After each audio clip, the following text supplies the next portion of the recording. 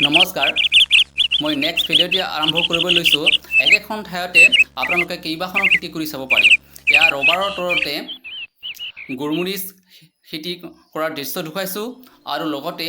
সমধিৰাৰ গছো ৰোৱা হৈছে ইয়াত আৰু কেইবাটাও কল ৰোৱা হৈছে আৰু ইয়াত তামোলো আছে মানুহে বিশ্বাস কৰে যে ইয়াত ৰবাৰৰ তলত একো খেতি নহয় বুলি কয় কিন্তু আপোনালোকে কৰি চাওক এয়া মই দেখুৱাই আছোঁ এয়া ৰবাৰৰ তলতে সমধিৰাৰ গছ ফুলি আছে চাওক আৰু লগতে গুৰমুৰিচো হৈ আছে এয়া ৩০০ডাল ৰবাৰ আছে ৩০০ডাল ৰবাৰত যদি আপোনালোকে গুৰমুৰিচ ৰুই এডাল গছতে যদি 1 কেজি কি হয় 1 কেজিৰ দাম যদি 100 টকা হয় আপোনাৰ ৩০০ডালত ৩০,০০০ টকা আহি আছে আৰু সমধিৰাৰ ৩০০ডালে ধৰক এটাৰ দাম যদি 10 টকা হয় ৩০০ডালত আপোনাৰ ৩,০০০ টকা আহি আছে আৰু লগতে তামোল যদি 10 বেগেই হয় 1 বেগৰ দাম যদি ৩,০০০ টকা হয় তাতে ৩০,০০০ টকা আহি আছে দুয়োটা মিলি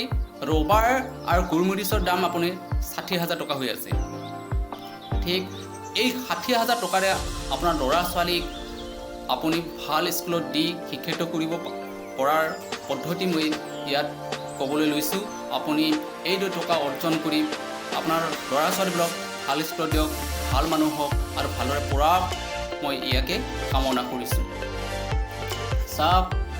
আপোনালোকে ইয়াত ধুনীয়াকৈ সমধিৰাৰ ফল ফুলি আছে চাওক কি ধুনীয়াকৈ আপুনি বিক্ৰী কৰিব নোৱাৰিলেও আপোনাৰ ল'ৰা ছোৱালীবোৰে ঘৰত খাব পাৰিব চাওক এয়া গুৰমুৰিচ হৈ আছে ৰবাৰৰ তলতে কি সুন্দৰভাৱে এয়া তামোলৰ আপুনি ৰুই চাব পাৰি সকলো খেতি আপুনি তাত কৰি চাব পাৰে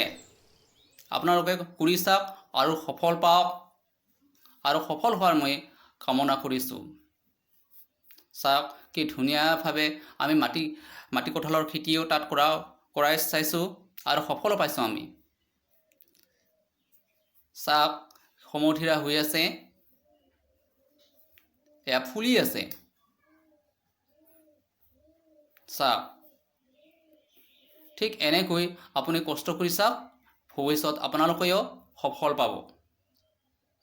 চাওক তামোল লাগি আছে এয়া চাওক